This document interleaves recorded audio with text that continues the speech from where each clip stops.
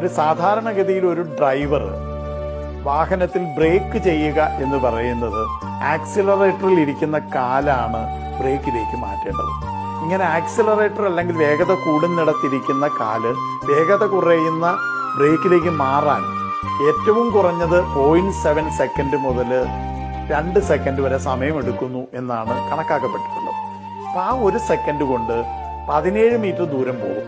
അതേപോലെ ഒരു കാൽനടക്കാരനായ ഞാൻ തിരിച്ചറിയേണ്ട മറ്റൊരു പ്രധാനപ്പെട്ട ഒരു കാര്യമാണ് ഒരു ഡ്രൈവറുടെയും കാലേ ബ്രേക്ക് ഇല്ല എന്നുള്ളത്. എല്ലാ ഡ്രൈവറുടെയും കാല് ഇരിക്കുന്നത് ആക്സിലറേറ്ററിലാണെന്നും ഈ ആക്സിലറേറ്ററിൽ നിന്ന് ബ്രേക്കിലേക്ക് മാറാൻ 1 സെക്കൻഡ് സമയം വേണമെന്നും ആ 1 സെക്കൻഡ് കൊണ്ട് 17 മീറ്റർ ദൂരം ഈ വാഹനം പോകുമെന്നും ആ 17 മീറ്റർ ദൂരത്തിനുള്ളിലാണ് ഞാൻ റോഡ് മുറിച്ച് കിടക്കുന്നതെങ്കിൽ എന്നെ 60 കിലോമീറ്റർ വേഗതയിൽ തന്നെ വാഹനം ഇടിക്കുമെന്നും ഉള്ള തിരിച്ചറിവാണ് 1 സെക്കൻഡിനെ വലിയൊരു സമയമാക്കി മാറ്റുന്നത്.